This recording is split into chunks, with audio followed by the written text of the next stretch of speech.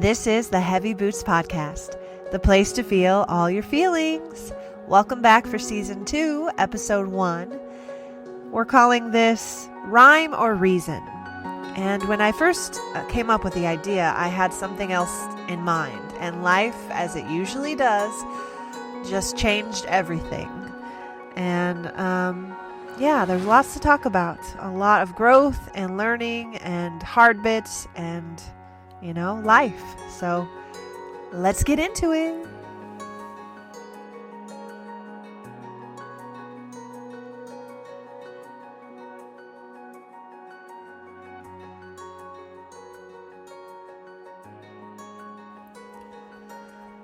I set out to make this episode called Rhyme or Reason about why we do things, our intention.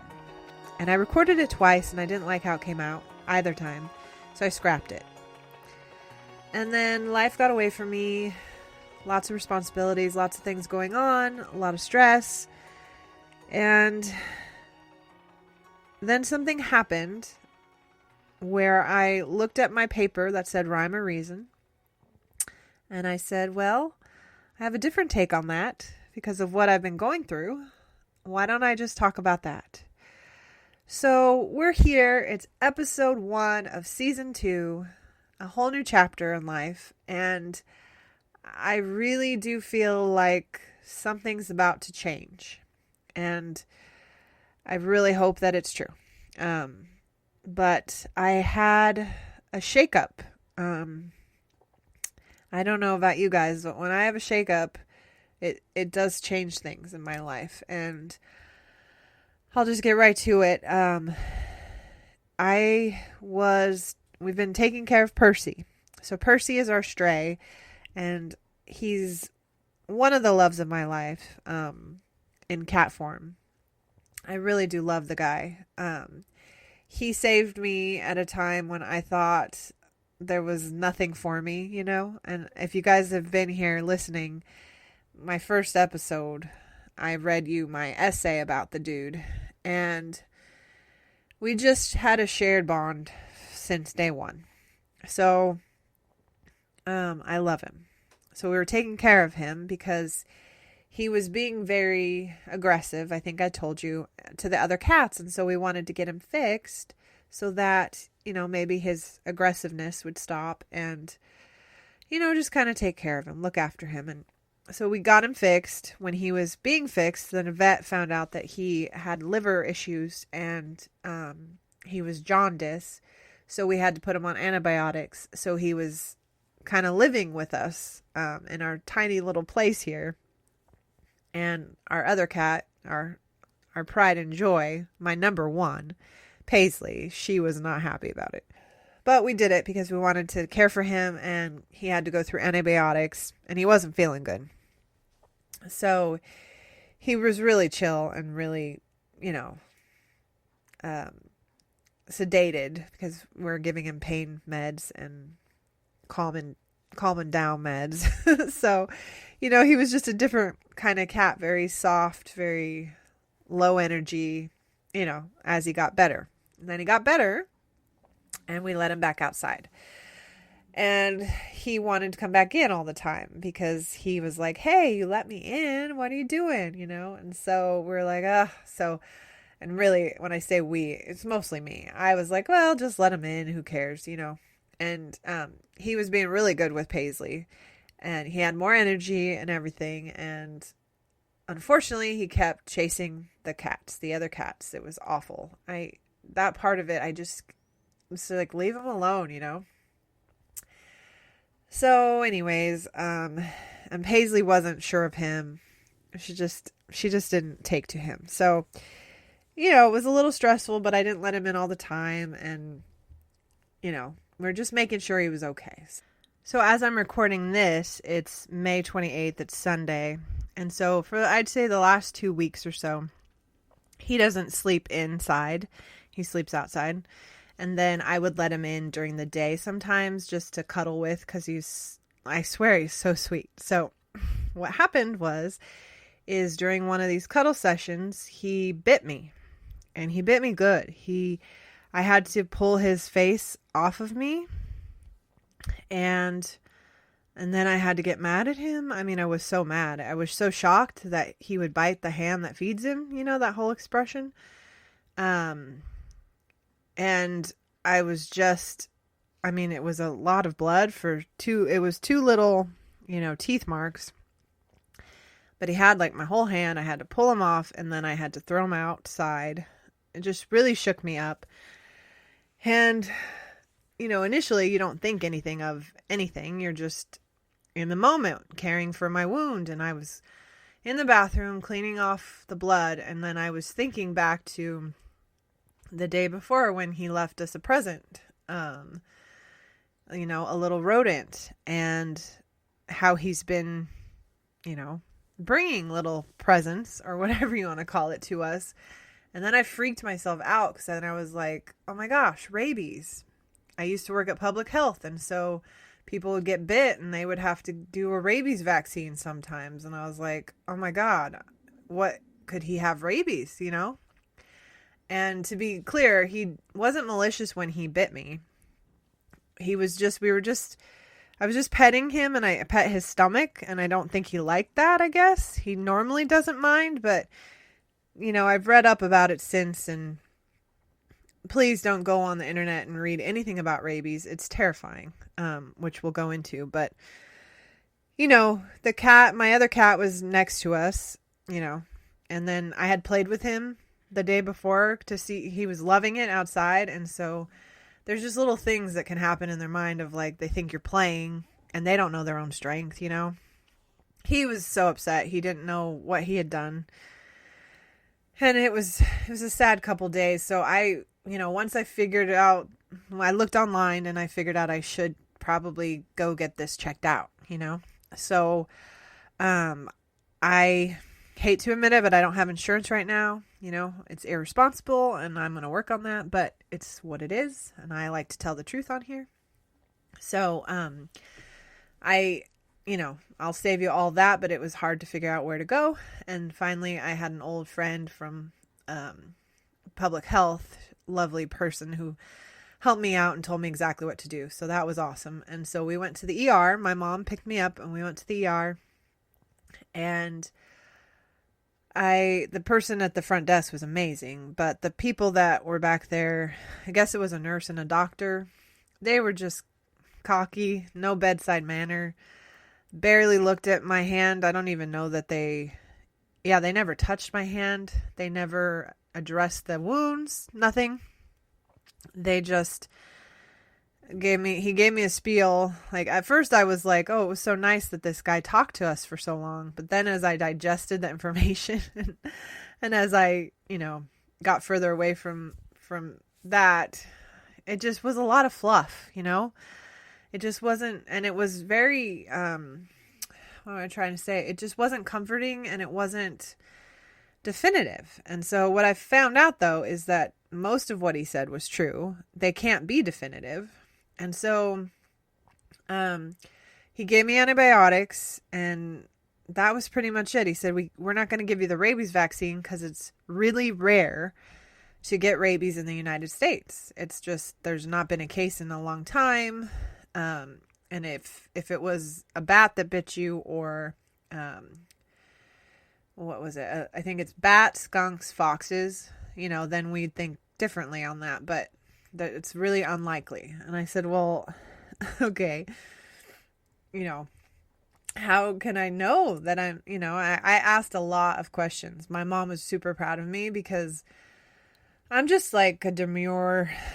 Okay, demure is definitely not the right word. I am shy, and I don't know. There's just, I just never feel assertive, I'm just not assertive, and sometimes I can't formulate my thoughts in the moment without getting emotional. And this time I was just like, nope, to the facts. And I asked a lot of questions, and I didn't really get many answers besides, so rabies, when people would, get bit with public health, they'd have to come in and get a rabies vaccine within 24 hours. That was the deal. Like, that's what I remember. So that's why I went to the ER, because I was like, okay, give me the vaccine. And they said that no matter where you go, we don't do that. Like, and I looked online, and he's true to his word. And then, but he did, because I did a lot of digging before I went. I was on the internet being an idiot, because you should never do that. And so it says that you can contract rabies between 10 days. You could see signs of rabies within yourself within 10 days of the bite to a year. And so then this guy was saying, if we could find the cat and quarantine him for 10 days, then we would know I don't have rabies. And I was like, okay, well then why does it say a year? And he was like, well, if the cat had rabies, he'd be dead. And I was like, okay. It was just like, if he's not dead. So anyways, we left there. I asked all the questions I could. There was no answers that I could ascertain, not like definitive answers. I got my antibiotics. So I knew that infection wasn't, because what I found out too is cat bites. So like I get scratched by my kitty cat all the time, and I clean them out really well. I know that scratches, they could have crap in their nails, and that you could get really sick. I've heard about people dying from that. So I take those really seriously. She bites me all the time. She doesn't puncture my skin like Percy did. Percy, Mr. Wildman outside, he doesn't know his own strength. He hasn't been an indoor cat, so he didn't think he was doing anything wrong. But Paisley, their names are so similar, sorry. Paisley, my indoor cat, she knows, like, oh yeah, I don't know. She just has instinct, but she's also like the most empathetic, sweetest cat I've ever had in my entire life. So, yeah, so I've been very proactive about cleaning out wounds, and I mean, she doesn't hurt me all the time, but every now and then it's like, oh crap. So, with, a bite, I did not realize that it's way worse than a scratch because of the bacteria that they have within their mouth. And I was always told that the bacteria in their mouth is what keeps them healthy, like, because they do a lot of gross things, like so do dogs. And I don't know, I just always heard that cats and dogs' saliva is really like a cleaning agent or whatever, you know what I mean? Like, that's how they stay okay. And so I was so surprised to hear that if you get bit, you're in a lot more susceptibility to contract a bacterial infection. Like, I was just like, whoa, okay. So, I mean, of course I would treat it just like I'd treat a scratch, but I didn't realize that you actually need antibiotics. So that was a new thing. So my mom and I left the ER, and we weren't satisfied. So we called the epidemiologist. I left her a message. I called animal services, and we got lots of answers that were all pretty much what he said. Not likely you have rabies. Like, everyone would be flabbergasted if I got rabies. That's what they all said. So that's like 5 different people that I've talked to now that have all said that it would just be crazy, and that's fine and good. It's just not definitive. You know what I mean? It's like, it's just not definitive. And this whole 10-day thing, it's just crazy. But so when we called animal control or animal services, I found out that they didn't submit a bite report from the ER. And that made me throw out everything they said, because it was like, it's mandatory that you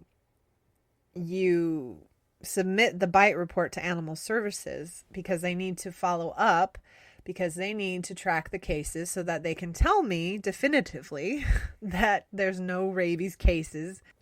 They track all that, you know what I mean?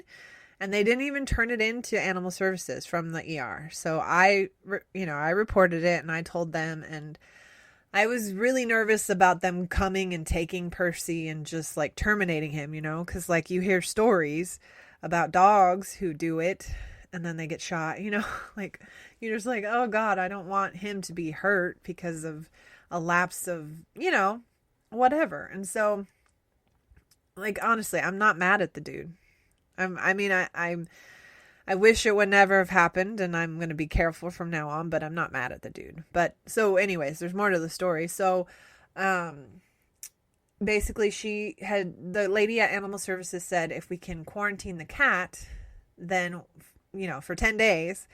And she said, you don't even have to quarantine him. If you see him around, you could just monitor him and see, that he's okay. And if he's okay for 10 days, then you're good. And I was like, okay. And so then I said, well, can we quarantine him with you? Like, do you guys take the cat? And she said, yes, but it costs money. And it's $32 a day. And that would be 10 days. So $320. So I was like, oh yeah, never mind. So I just felt like we should quarantine him though, because if we let him roam around and then say he, the fourth day in, he does eat a bat and then dies, and it was after he had already bit me, so he wasn't, I like definitive. So I was like, okay. So I decided, this was actually the next day, because the day of that, I was just so distraught and so upset, and I was just a mess. I was just like feeling bad because he felt bad. He was feeling so bad. He was crying outside the door.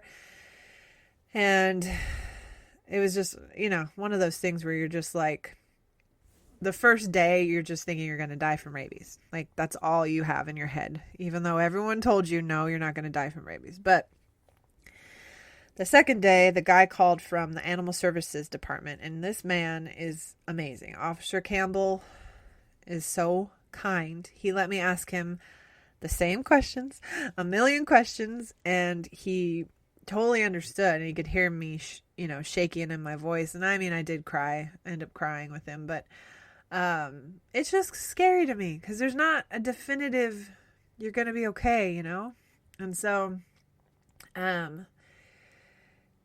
still, though, when I got, off the phone, I still don't understand how, if the cat's fine for 10 days, that I'm totally in the clear when online says a year on there. So I'm trying to understand. I want the logic, Is it like his saliva isn't venomous, until 10 days before he dies from rabies? Like, that's the other part that's so upsetting, is all of this means that he would just die, Like, I mean, it would mean I'd die too, probably, but I'm so horrible. I'm thinking about the cat mostly. But, so it was just, it's like, why the logic? The logic isn't sound, and everything I read, it's just the same logic. So anyways, we decided that I was going to pen up the cat, because we have a nice pen, whatever you call it, cage thingy. And we'd just quarantine him here at our home for 10 days. So Officer Campbell said he'll check in with me on the 5th. And so I started to make up the cage for Percy, and he got right in it. And so before I could even put his box in there, or food and water, I just closed it because I was like, he's in there. And he freaked out and whatever. I was able to get food and water in the side. He did eat, he did drink. He was pretty mad, but he was outside, and he chilled out. Like, later in the day, I got a lot done. And then at night, we couldn't leave him outside because there's lots of wild animals here, and we don't want him to be scared, and we don't want him to be crying, and wake up everybody. So we decided to bring him in. So we brought him in. We closed up. We have this new gate thing on in our hallway to cut off the living room area from the bedroom area, because when he was sick, we needed that so that they could, because they don't get along great, Percy and Paisley. So we just wanted to make sure that we could close each one off in certain places. So we have that, which is really nice. And so I closed Paisley off on the side, and we had Percy come out. He got to go to the restroom. I felt so bad that we left him without one all day, but he didn't even go. It's so weird. He got to eat, he got to drink, he got some pets, though I'm really gun shy still. But so then we kind of tricked him into getting back in the cage, and this time we put the litter box and the water and the food, and we got him in there. And well, he freaking flipped out. And so of course my first thought is, oh yes, he has rabies. He's acting like a lunatic. But he's a wild animal in a cage inside the house, so it's even more closed in for the guy. So what he ended up doing is making the biggest mess that I think I've cleaned up in a while. It was such a mess. Oh my goodness. He tried to dig to China, in his litter box. He just kept digging and digging. And then when he wasn't doing that, he was trying to get out of the cage by standing up really tall. And so he would dip his foot in the water by accident. So then he would go in the litter box with the wet feet and make paste, basically, because it's nice clumping litter that works really well. And so he was just flinging cat litter everywhere, like everywhere. It was just a freaking disaster, a mess. And he was crying, and we were trying to have dinner. And so Paul and I we broke down. I mean, I don't know how else to describe it. We were just so sad. Like, we felt so bad for the dude.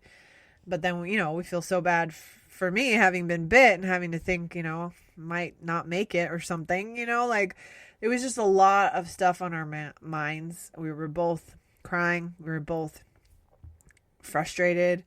And for me to give up, like Paul doesn't give up easily at all, but in this realm, it's not like his cup of tea. It's the cat's, you know what I mean? It's like, he doesn't want to stress out about stinking strays. Like, it's not his world, he is in the world and he cares about the cats. I don't want to make it sound weird, but he would give up faster than I in this realm because it's stressful, you know what I mean? And me, I'm just like, well, you go in the room, just lay down and I'll take care of everything, and I didn't have that in me this night.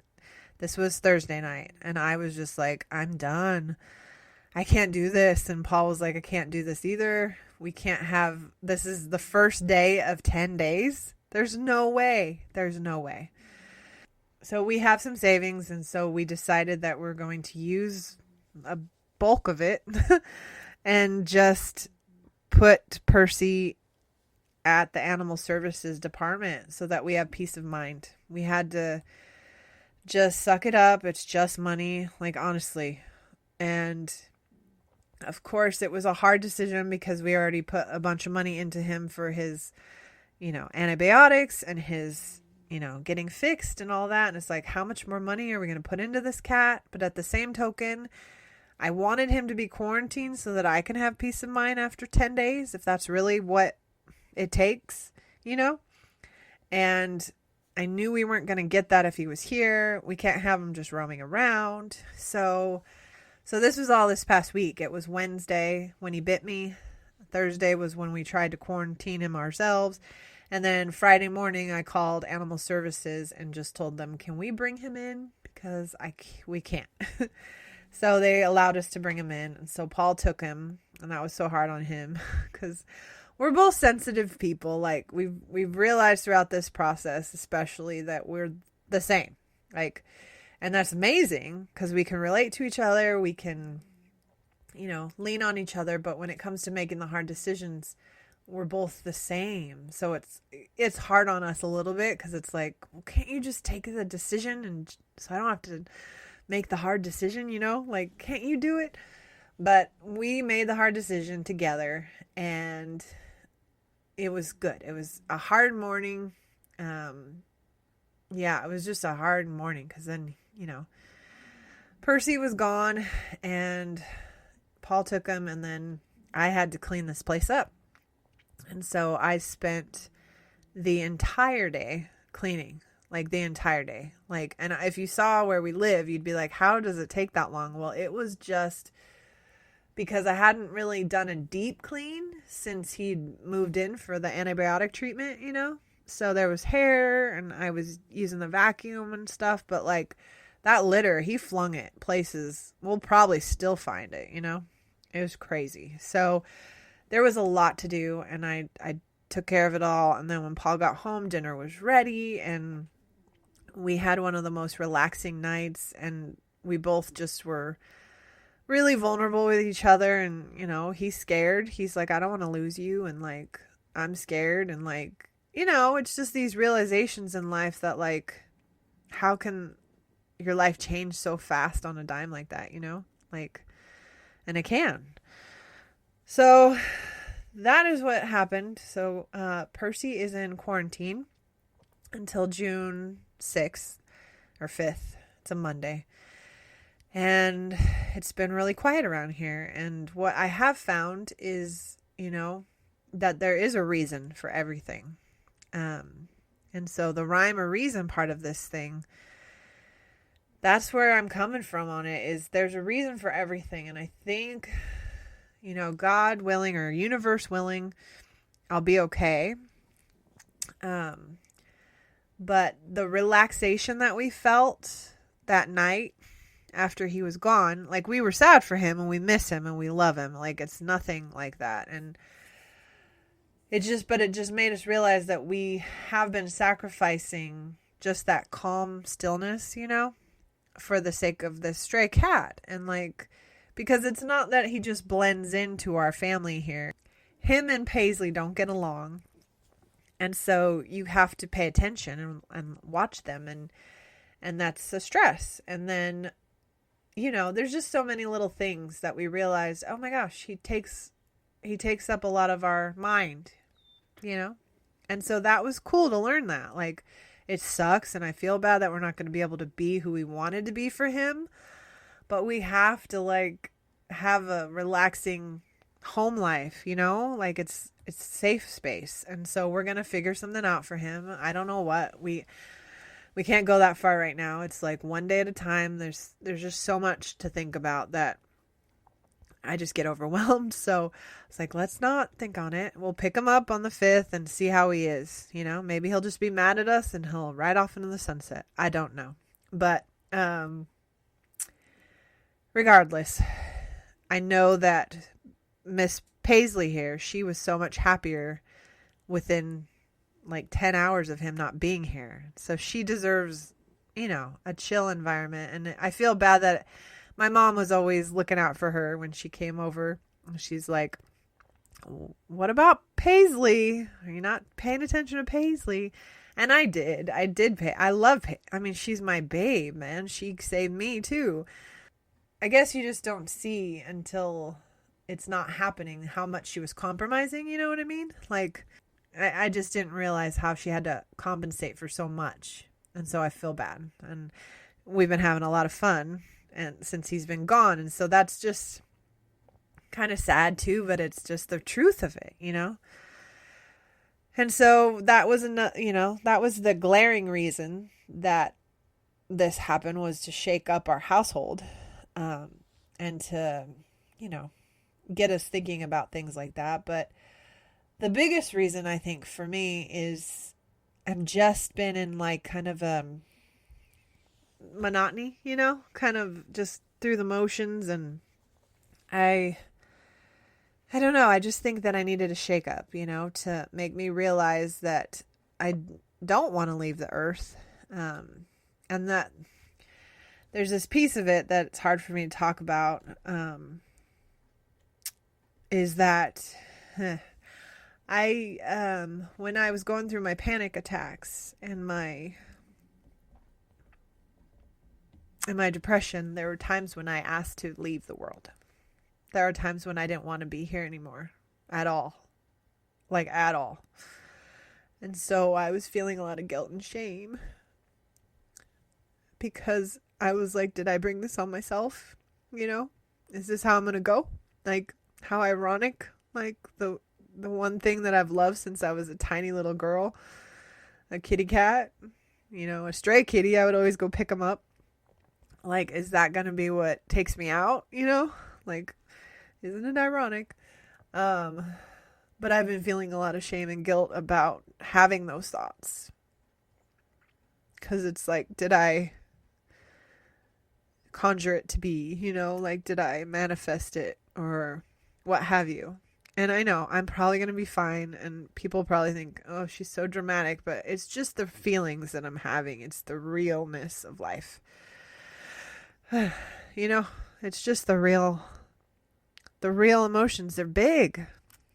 I have big feelings, and I'm so tired that I do that to myself, that I feel like I should shut them down, or that they're not valid, or that I'm being ridiculous, because it's not ridiculous to be yourself and to feel. And like, you have to feel so that you could get through it. You just do.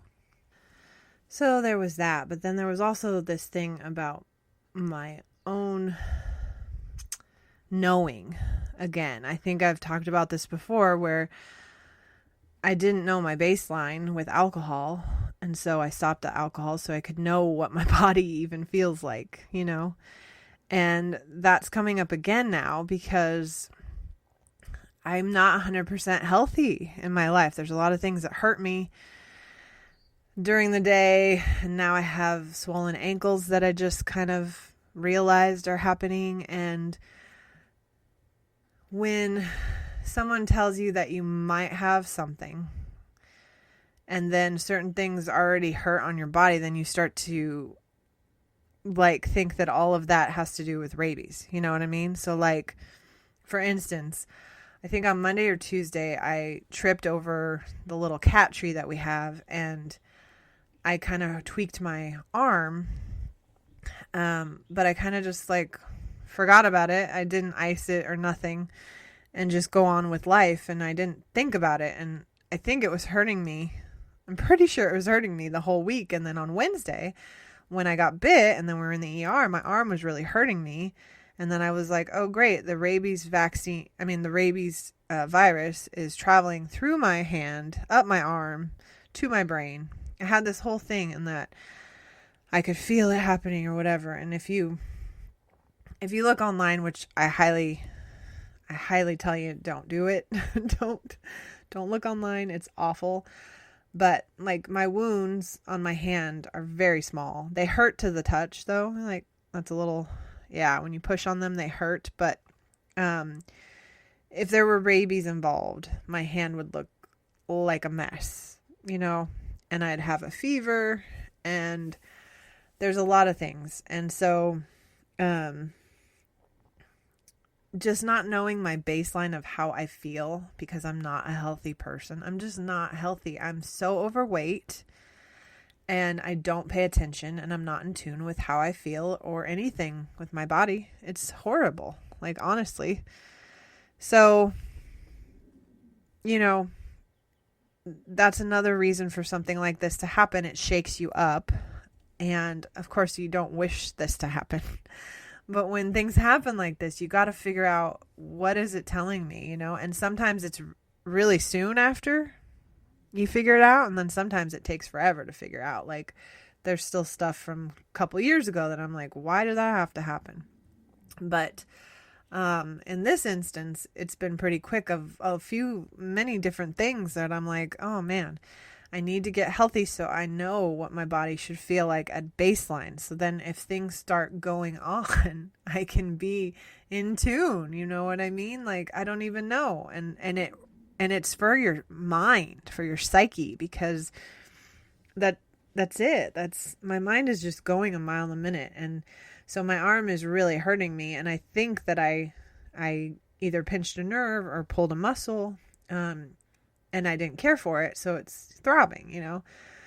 But my mind is telling me it's rabies, and that it's traveling up my arm, up to my neck, you know, because the pain, when you have an arm pain or muscle pain, it shoots up all the way, you know. Everything's all connected, and so then I've just been a mess. And then you add in the antibiotics, which make me sick. I can't stand them. I'm doing my best. I'm taking them. Don't worry, because I'm scared about that too. You don't want to get an infection. And so I'm taking them. And hopefully, you know, it clears up anything that's wrong with me. That's what I always think of as, like, you know, anything that's wrong with you. The body doesn't know what you're wanting to fight, really. So it'll fight everything, So I'm like, okay, after this, I'm going to be cleaned up. So then after this, I need to get cleaned up in other ways. You know what I mean? But they had to give me 2 antibiotics because I am allergic to penicillin. And so that's great because it's basically like a dose and a half is what I found out. So like it's a little bit more. So it's a little heavier and harder on my belly. My stomach is just not liking it. And then one of the pills is a honker that I don't know why they can't just coat it. If they coated it, it would go down fine. It's big, but but it's cakey and it tastes like, ugh. So that's fun. And I have a whole schedule because I have to take one. It's just crazy. Take one every 8 hours and another one twice a day. Anyways, it's all doable. It's 7 days of madness and then it'll be good. But yeah, I just want to get healthy. I just want to feel healthy and, rhyme or reason why I want to be healthy. I want to be around to, see what goes on with my bro, my family. But I also have this other part of me, which is really surprised because I ask myself hard questions a lot, constantly. And I ask myself, okay, if you're going to die in, 14 days, a month, because this rabies thing, it's no joke, man. They said that if this cat does die or contracts rabies and I need to rush into the hospital and they would give me shots in the point of where, it's really supposed to be done within 24 hours, but it says on there you could do it up to 14 days. So we'll be right within the window and I'm not going to have to do this. But that was another thing that the guy at the hospital, he was like, well, and he looked me up and down and I could say he made me feel whatever. I mean, I'm just insecure. I feel heavy and, but he was like, from the look of it, you'd have to have like 10 shots because it goes by weight, and that didn't feel nice. Thanks a lot, dude. But, so they'd have to inject you 10 times in the area where you got bit and like your hand. Can you imagine? Like people who get tattooed on their hand. I'm like, how do you do that? But anyways, I don't know where I was going with that. Yeah, it's just, there'd be a lot to do. Gosh, where was I? My brain. Uh-oh, hope I'm not losing it.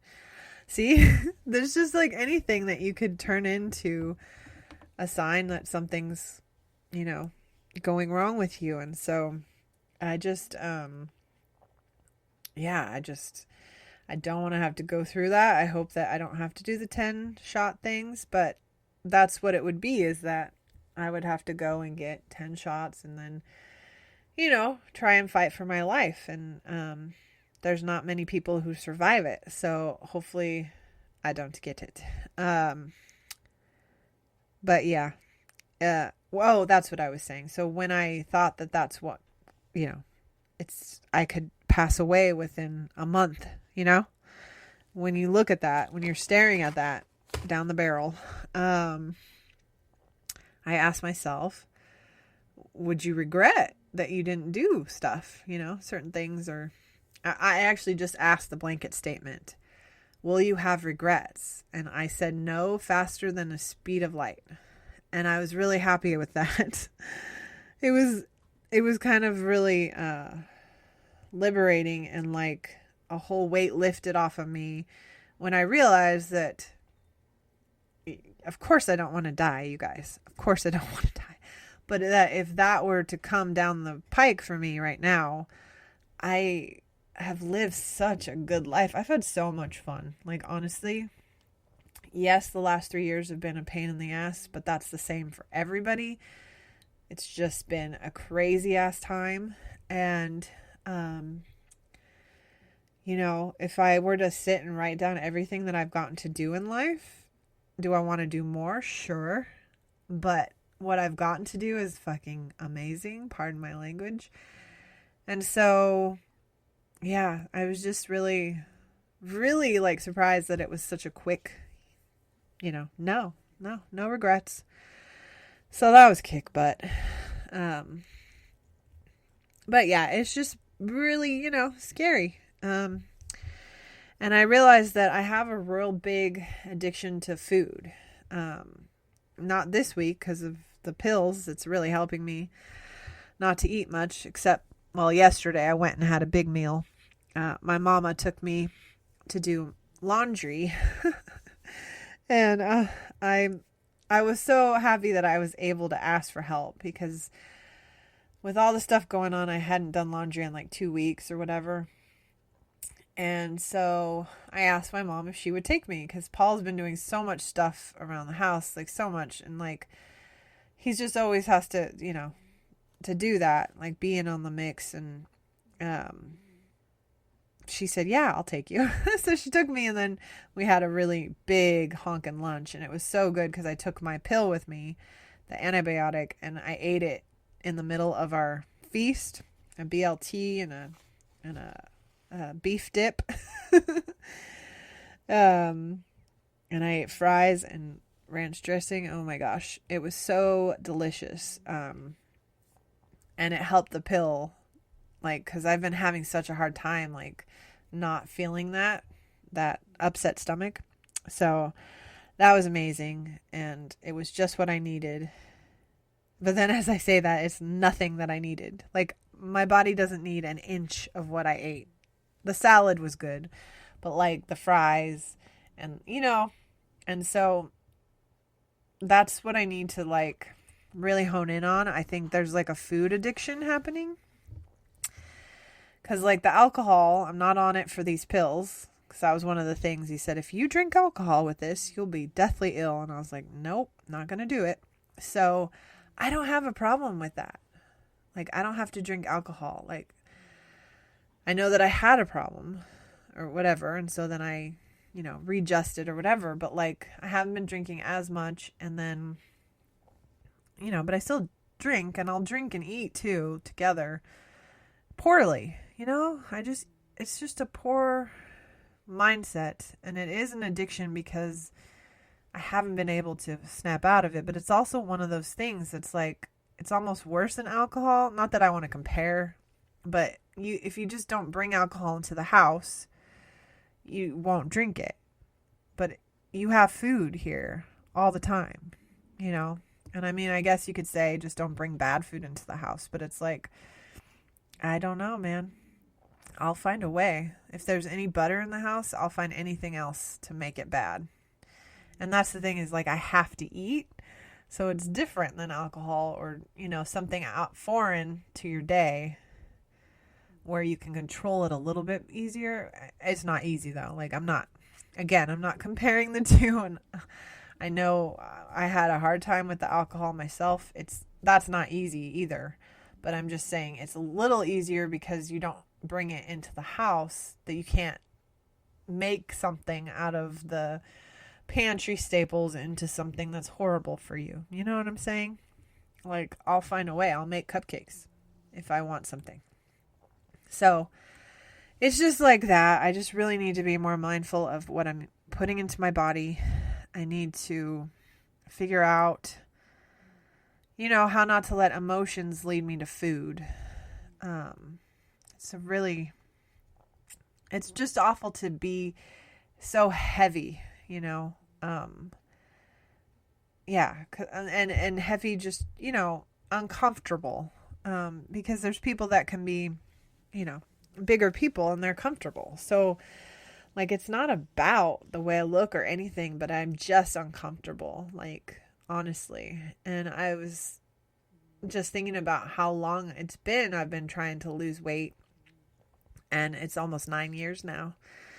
So it just really shook me up. This rabies thing really shook me up, and I need to have a baseline for how I feel. I always feel pretty crappy, if I'm honest. And so that's no place to be. So, everything scares me. My arm is still kind of ouchy, shoulder pain moved to my neck, and I'm just like, oh, and then on top of everything else, I got my woman's, curse or whatever you want to call it. And there's all kinds of stuff that comes with that. And so then freak out about, well, wait, like, and I didn't even realize it was coming. And I'm sorry if it's too much information for you. But it's just, when you have a long month, there's timing involved. And so I'm always the beginning of the month, and it came earlier because it's a long month. So it just was daunting. And I was like, oh my gosh, what's happening here? And then I was like, oh, okay, phew. And then one of the antibiotics also makes your urine brown, and I didn't read that, and they didn't tell me that. So, luckily I was able to find that out once I freaked out, because it was like, oh, I'm a goner. But anyways, it's just so scary. And when you put responsibility on yourself, like, oh, I wanted to die so many times, is this how I'm going to go? That's also a layer that's hard to swallow. It's just hard. And then it also, like, it kind of just shook us all up, like, oh, yeah, we're not here forever. Like, and we know that, and we're pretty good about stuff, but it was like, I have a 16-year relationship too. And he, the idea of losing me kind of shook Paul up. And then, like, the idea of me not being here for him shook me up, like,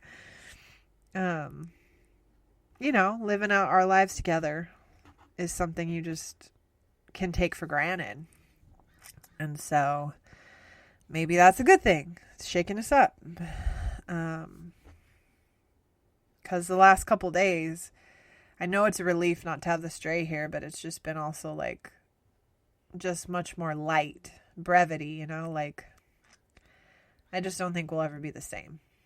And I think we were getting in a little negative spiral too. There was other stuff going on, and so we made some pacts, and I don't know. We'll see. I hope. It's one of those things where the bubble pops, and, like, I hope that I don't go back into a bubble ever, because I did once already, like in 2021 when all that stuff happened with the violence on our street, and then the car totaling with me inside of it, just sitting on the side of the road. That was all so jarring, and it got us to, these things happen for a reason, to get you moving, and so that got us to move where we're at here for a simpler life. And then you get here, and then I still wasn't safe, it's a state of mind is what it is. I kind of put myself back in a bubble, and now it popped again. So I'm hoping this time I can just stay out of the bubble and push myself to do more hard things. Like my brother always says, what would you rather want? Like a 20-minute hard or a forever hard. And it's so true, because I want to have life in me. And I do a lot of cool stuff, and I want to be grateful for what I'm capable of doing, and give myself props for the things that I do.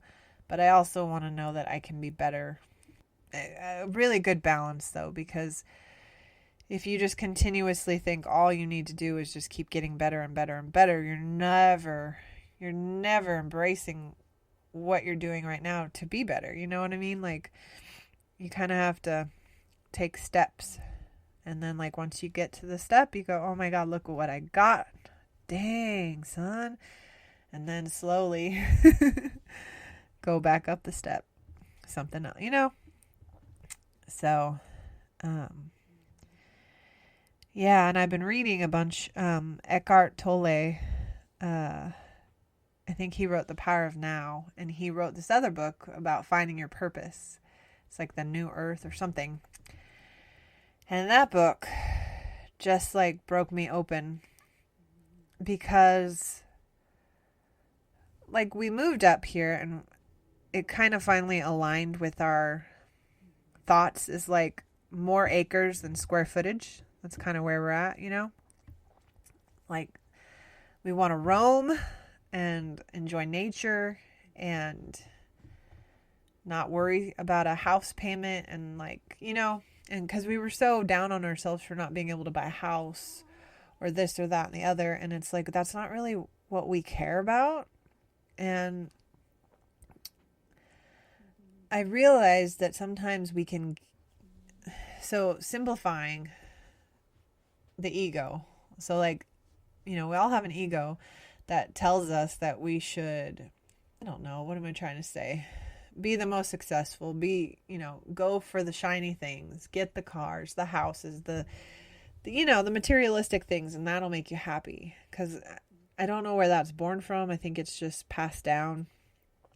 It's just if you think about it, like, since the beginning of time, power, more, it's just what people strive for, and I don't think that it's the most positive way to be. And so, I thought if I could get myself out of that and be in the mind frame of simplify, less is more, all that my ego would go away.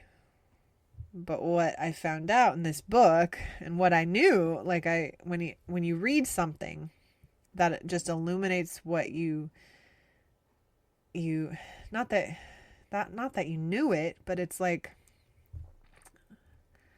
yeah, I guess you didn't know it, but it was there and you just didn't pay attention. You know what I mean? Like, so when you read something and then you're like, oh my gosh, that's what's been going on.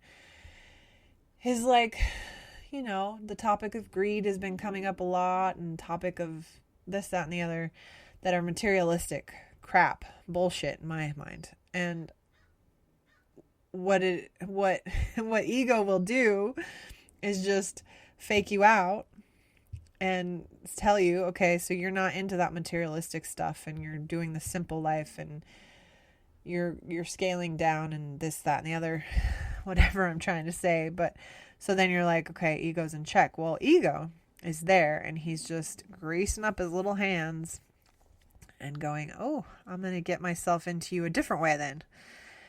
And what happens is that you start to judge others based off of that. So then anyone who is materialistic or greedy or whatever, then you're looking at them next to your list of what you are, So even though these are noble traits to be humble and simple and, not materialistic, even though that might look great, it's not if you just take that set now and judge others by that. You know what I mean? And it was a big little wake-up call. A big little. It was like you get smacked in the face sometimes where you're just like, oh, crap. Okay. And so it's just interesting of how, really, I think, I don't know, sometimes I think that we're all sent here over and over again until we get it right, until we, like, level up or something. Because, like, a lot of people would be like, why are you even concerned with all this? Like, that is so much to think about and work on. And so to me, they're less, they've come here less times, so they're going to come back and they're going to be on this life cycle like I am right now, trying to become enlightened and be a better person when it's their time. It's not that level yet for them. Does that make sounds really hippy dippy now that I'm saying it out loud, and I don't know. I mean, nobody knows. And that's the thing. It's like, I don't know what's going to happen.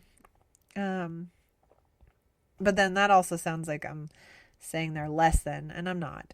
It's just that I think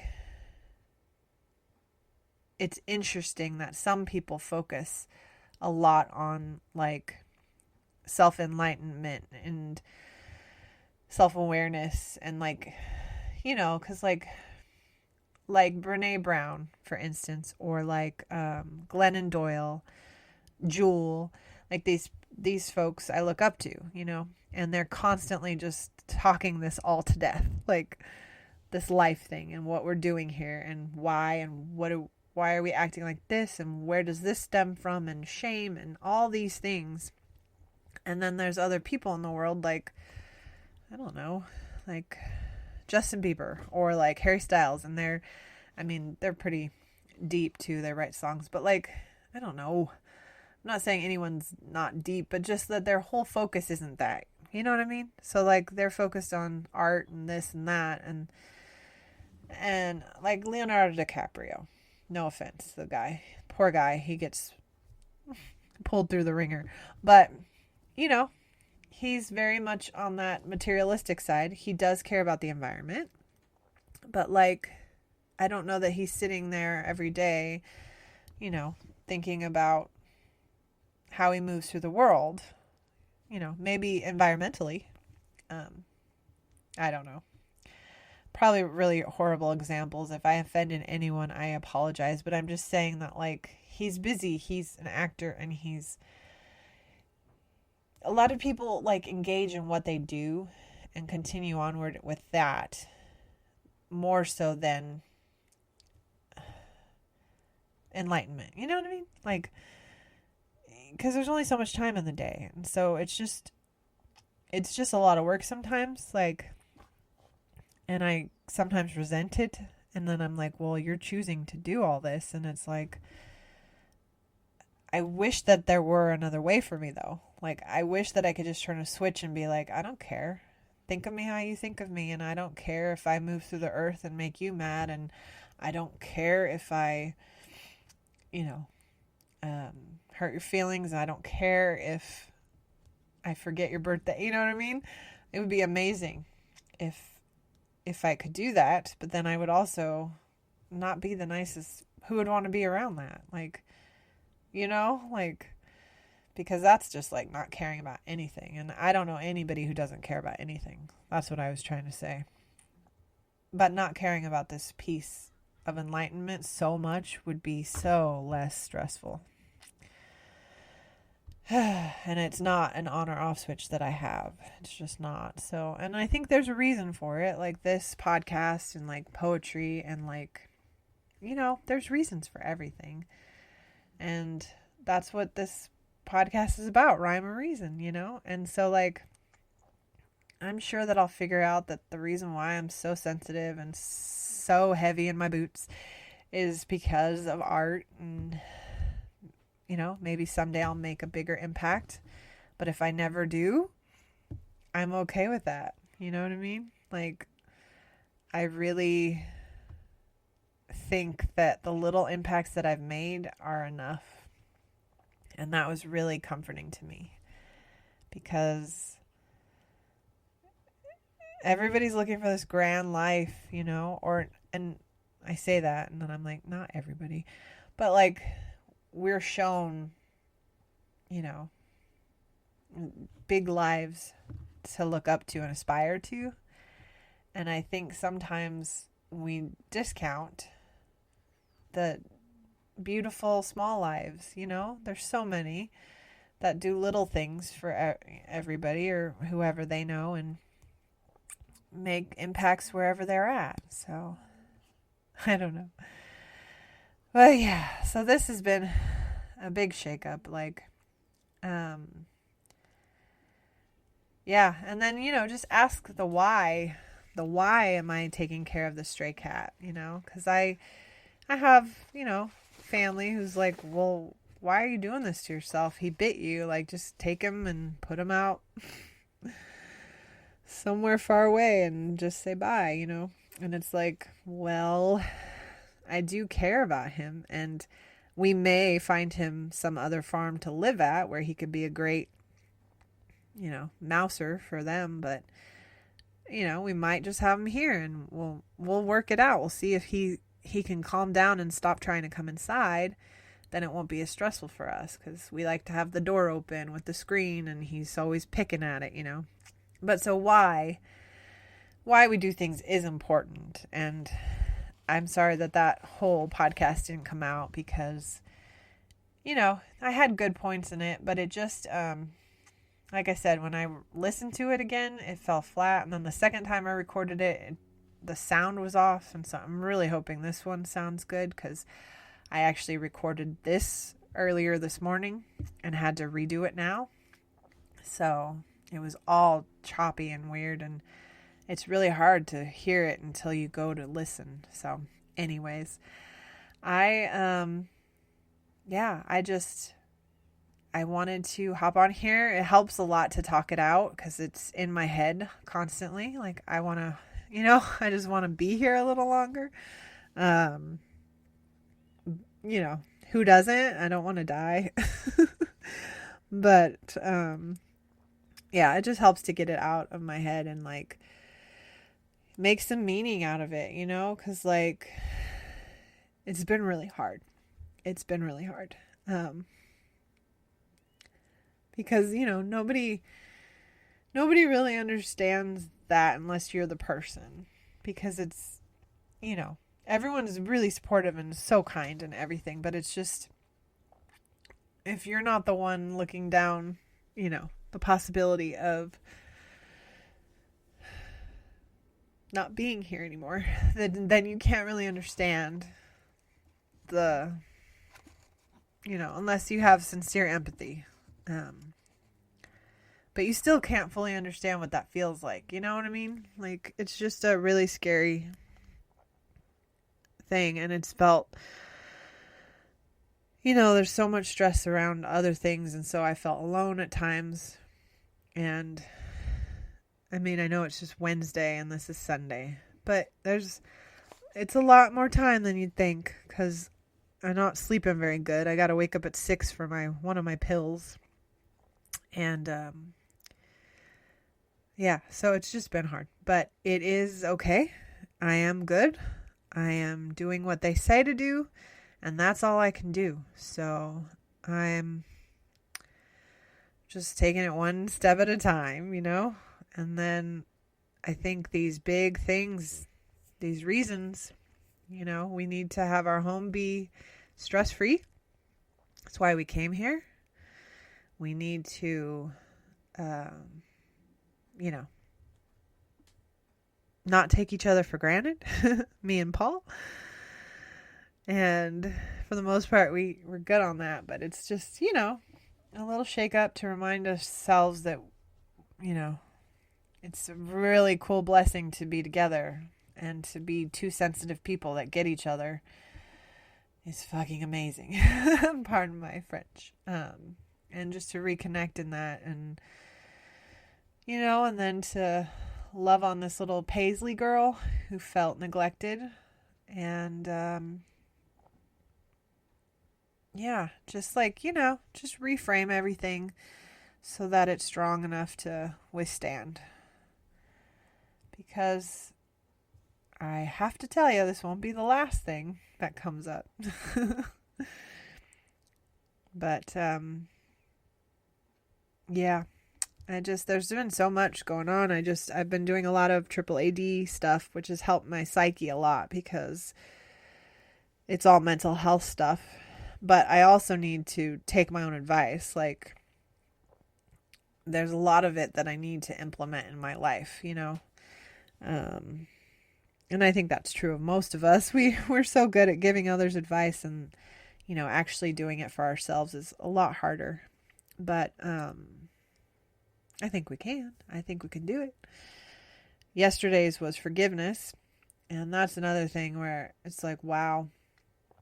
Because I just feel so good in that respect. Because honestly, like, forgiveness is something that everybody is worthy of.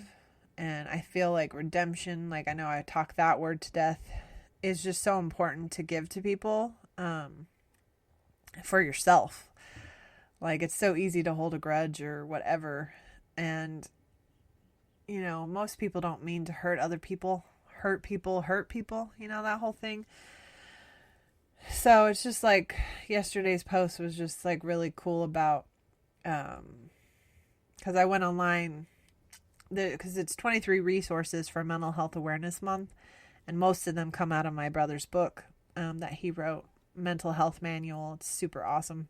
And it has a companion journal that you could like go along with it. And it's so great. And so most of it comes from there, but we had 23 days. And I think there was like 20 in there. Maybe, I don't know, maybe 18. I don't know. There was a certain amount that I had to fill in, so I'd go online and find stuff. And yesterday's was huge because it was like when you forgive someone, then the narrative changes from the person to what happened.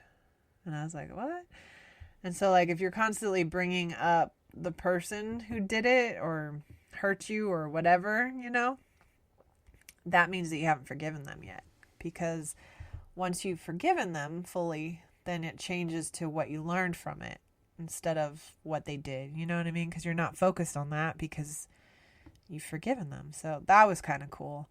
And then the other piece was forgiveness for yourself. And oh, that's a doozy. You know, stuff that you think you've done, and I mean stuff that you've done, you know, just to make amends if possible. And then, you know, to know that sometimes, like, forgiveness is all that you can do within yourself. Like, sometimes you can't tell the other person I forgive you because maybe they've passed away, or, you know, because it's unhealthy. Like, maybe they'd be mad at you to talk, or it's going to go nowhere, whatever. You have to, like, assess what the situation is. And if you're just not talking anymore, or they're far away, you just have to forgive within yourself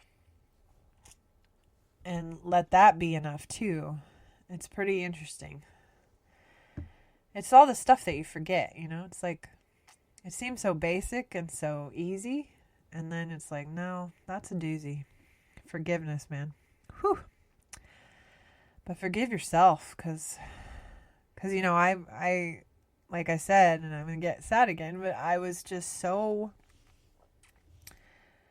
scared that I had created this for myself, that I said I didn't want to be on the planet so many times, that now, you know, it was coming true. And that hurts when you think that you know, did something to yourself, when you betray yourself, or you're bad to yourself, man. Forgive yourself for that too, you know? Yeah. All right. Well, on a positive note, I'm going to be okay. We're going to pick up Percy on June 5th. It's a Monday. And he's going to be okay. And he'll be so excited, and he'll get to run around again, and we'll just have better boundaries, and we'll see how it goes. But I'm going to be back on here that week, sometime after June the 5th, so you can know that I'm still here. I'm still kicking. Such a Debbie Downer. I'm just kidding. No, but so that I can fill you in on everything and tell you how it's going. And, you know, I'll come up with a theme for that one, and we'll talk, and there'll be more to talk about. I am just going to take all this, you know, one day at a time. And that's all we all can do, right?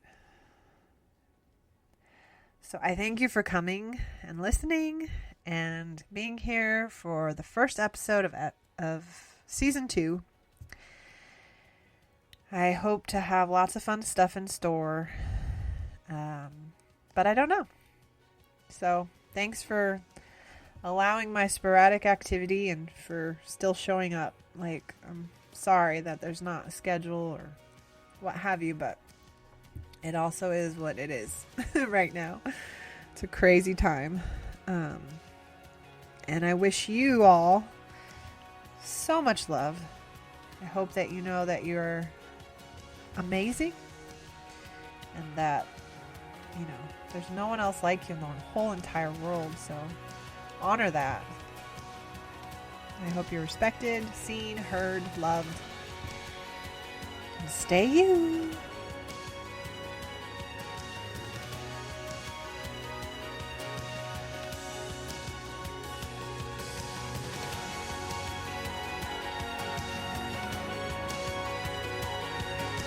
This podcast was written and recorded by Jenny Camille.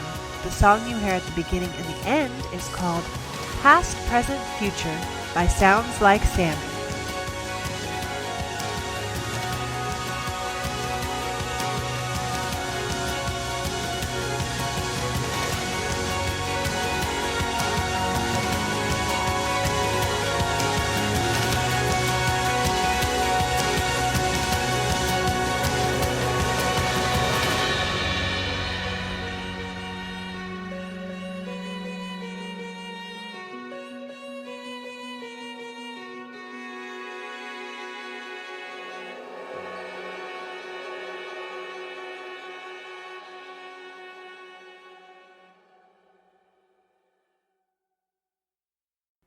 Psst. Are you still here? Hi. So I wrote this poem that turned into a song that is just what I've been feeling lately, and I thought it was kind of funny and kind of catchy and kind of sad and kind of gloomy. You know, all the stuff. So I thought I'd read it to you. It's called Big Feelings. I've got a case of big feelings, looking to sell them really cheap. At night, I just stare at the ceiling, wishing these feelings would just let me sleep. Who wants to buy a million reasons to cry, or a handful of aches that barely don't break you? Who wants this shiny mirror with insults so damaging to hear, or this pocket full of sad poetry, brand blue? They say advertisers try to create a need. There's no way in that endeavor I'll succeed. Why would anyone want more sadness? They can find plenty of their own in all the world's madness. Still, I guess I'll give it a try. Who wants to buy some more shame that's in mass supply, or a nice ream of insults full of my flaws and defects and faults too? What about this tangled web of all the things I wish I'd said, unopened, like new? I will never tell you you're lacking, because you're not. So onward with all this, I'll keep backpacking. Sales just ties me up in knots. Why carry it, you might ask? Why not burn it to the ground? Wish it was an easy task, but every time I think I'm up, it pulls me back down. Why would someone choose to feel this way? You know it's a choice. Fingers point, fingers point. Why would someone choose to have so much to say? Oh, it's a victim thing. Loves to feel that sting. I know her type all too well.